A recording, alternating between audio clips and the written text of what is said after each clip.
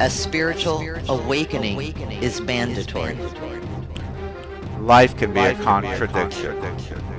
But it doesn't have to be a lie.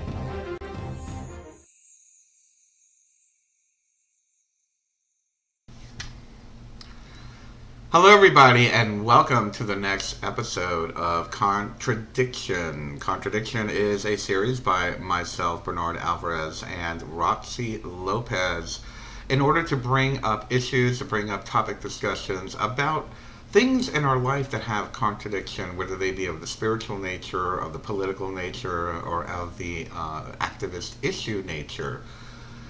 Today's topic is the contradiction of government. Boy, have we talked about this one. There is just so much contradiction in government. So without further ado, let me welcome Roxy to the show.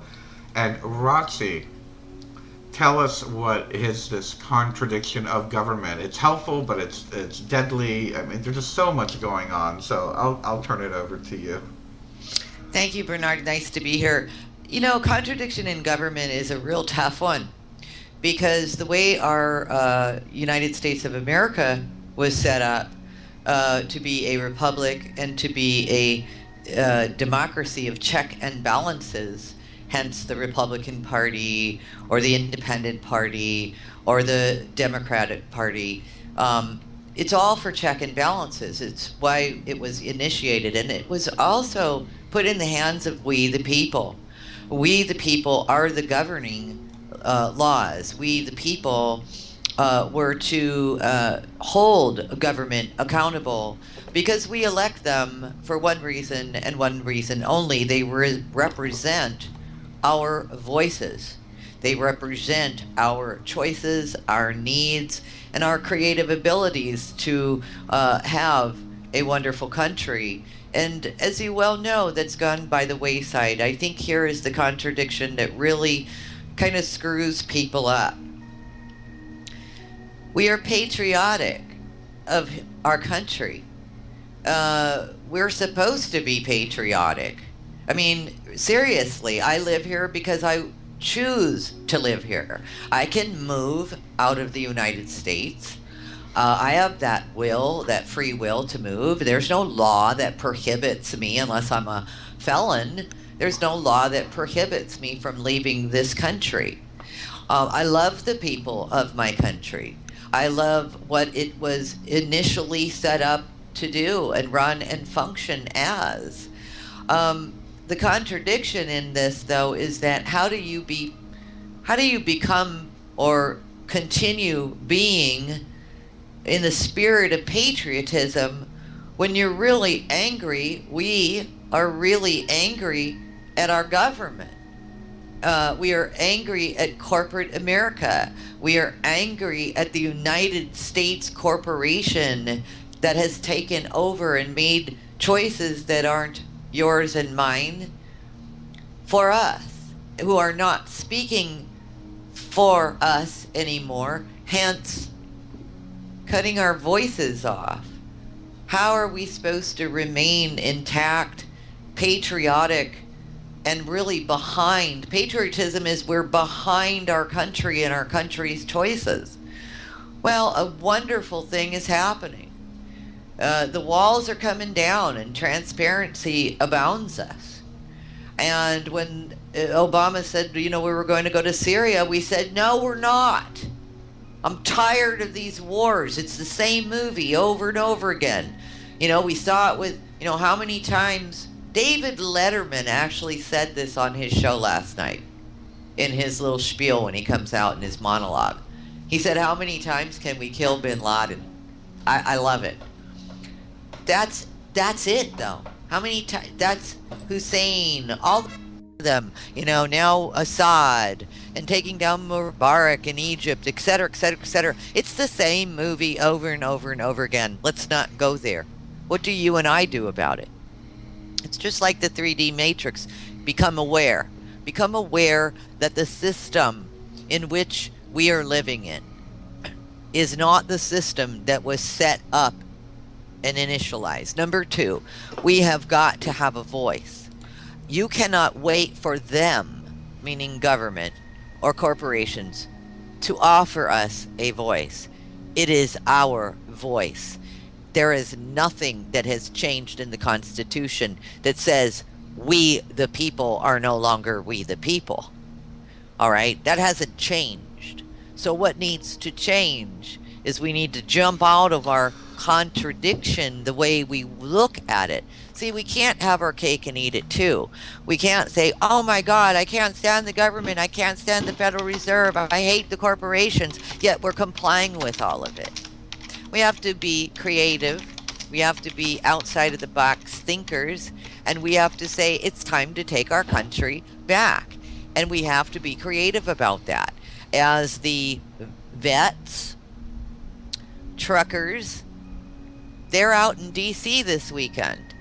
They're heading out to impeach Obama. They have coalitions that they gathered together. Who are the truckers? The truckers are the people they're the backbone of our country. They bring us our food and our groceries and our goods. That's who the truckers are. And our furniture and everything else under the sun. Who are the vets? The vets. The Vietnam vets. Some of these vets are in their 80s and 90s. They served in a war under the guise of protecting our country, and they did. They protected our freedoms. Who are they? They are us. And they're out there. They're out there fighting for our country. Just like the bikers, the 2 million biker ride out to D.C. Fighting for our country, waving the American flag in solidarity with all of us. All right? I get really excited because we have huge groups of people who are saying no more, who have been totally affected, all right, by the way this government has run us into the ground. The good news is it is starting to spark our citizens. It is starting to make citizens think, wow, what the hell is going on? And this is where we have the opportunity to get out of our contradictive state, okay? Where we say we hate the government, we hate the corporations, whatever you want to say, however you want to say it. At the same time, they need to do something. They need to do something. They have. I agree with the majority of what you're saying, Roxy. My feeling of all of this, yes, we're all very upset. We're all very done with this system, and I feel that, as someone who has been a Democrat, who has been a Republican, who's been a Libertarian, who's been an Independent, I'm getting ready to jump on board with the Green Party at this point. But nothing seems to change. There is no magic pill. There is no magic party that seems to be representative of the people. Now, let me clarify. So far, we've only had the Republicans and Democrats in office here in the United States. And I'm sure this is the same paradigm going around the world in different parliaments and whatnot, and other quote-unquote American-made democracies that we've installed. But they all seem to be answering to the same master, and the same master is money, the same master is the corporation. But yet, with every election that we have, with every election that comes up, every campaign, we still seem to have people that are afraid not to vote within that two-party system.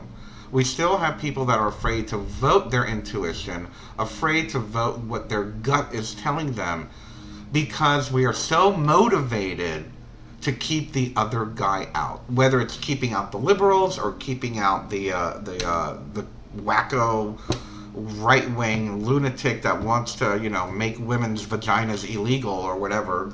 We're dealing with that in Virginia now. That's why I bring it up. But it just seems that people aren't voting their conscience, and that is where the contradiction comes. That's where the cognitive dissonance comes in. And I must say that from a spiritual perspective, when we are living in cognitive dissonance, especially when it comes to the way that we handle our government, or the way that and when I say handle our government, I mean the way that we deal with it internally. How do we process our government? How do we process the fact that we need to pay taxes? Of course we need to pay taxes. We need roads. We need, I don't know if we need police anymore because now they're militarized, but we do need some form of protection. Excuse me. We need certain things from a government level, and what I mean by that, again, education, roads, infrastructure, things like that, regulating the bad guys. I understand that we have that, but when that particular body, that particular idea, like the government, a great example is we were watching Food Inc. Today during the pledge drive. And they were just showing how even the USDA has no power over these mega corporations. And yet we're supposed to entrust the USDA to protect us from E. coli, salmonella, and all these things. But these guys with their great attorneys and their lobbyists, you know, they sway the judge. And, you know, we're eating E. coli. This woman lost her 3-year-old son because of a backroom deal. And these backroom deals happen all the time. We know they're happening all the time.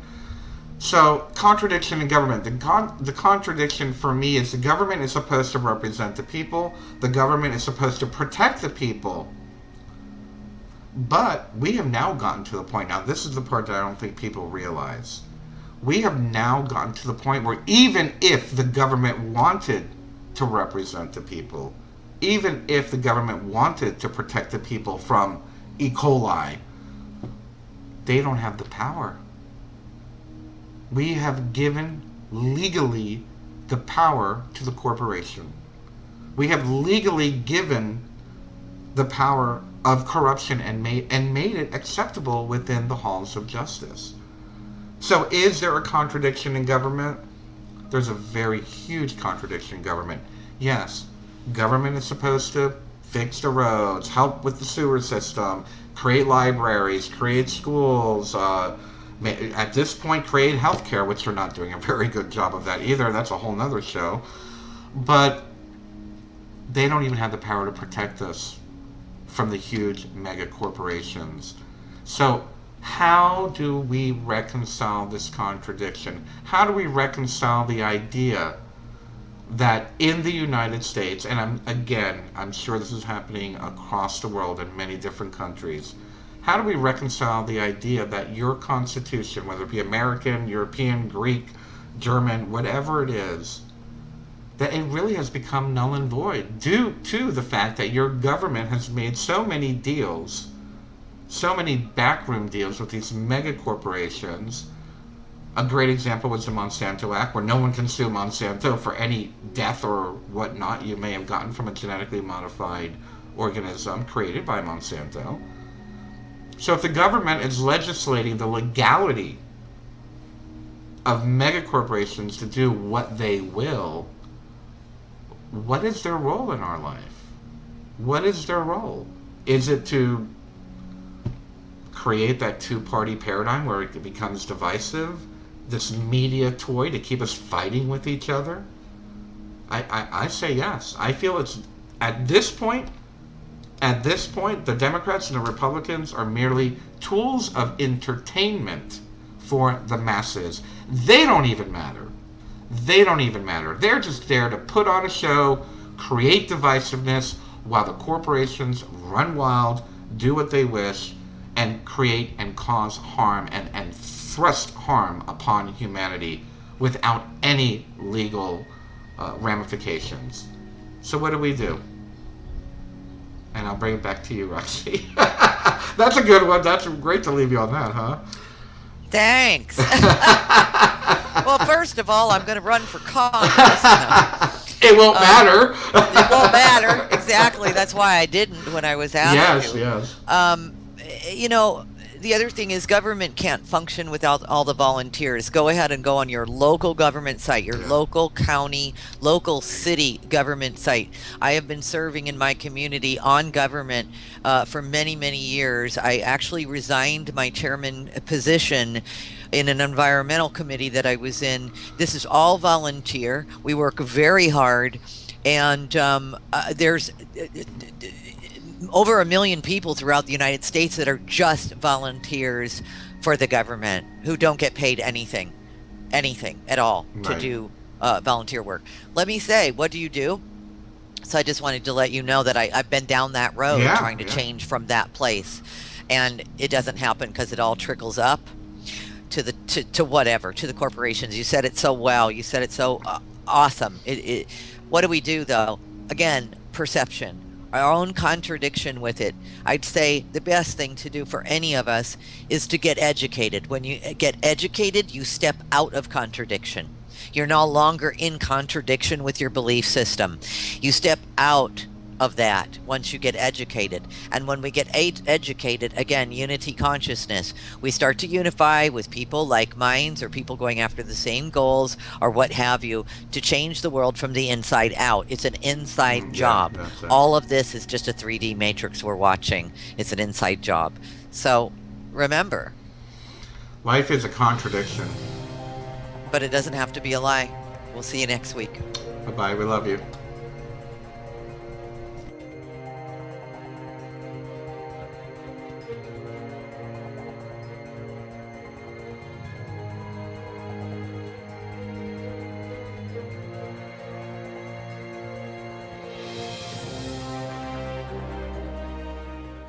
Or to hold government accountable because we elect them for one reason and one reason only. They represent our voices.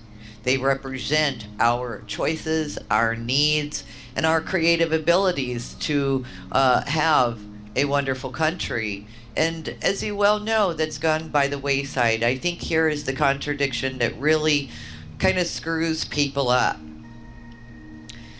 We are patriotic of our country. We're supposed to be patriotic. I mean, seriously, I live here because I choose to live here. I can move out of the United States. I have that will, that free will to move. There's no law that prohibits me unless I'm a felon. There's no law that prohibits me from leaving this country. I love the people of my country. I love what it was initially set up to do and run and function as. The contradiction in this, though, is that how do you become or continue? A spiritual awakening is mandatory. Life can be a contradiction. But it doesn't have to be a lie.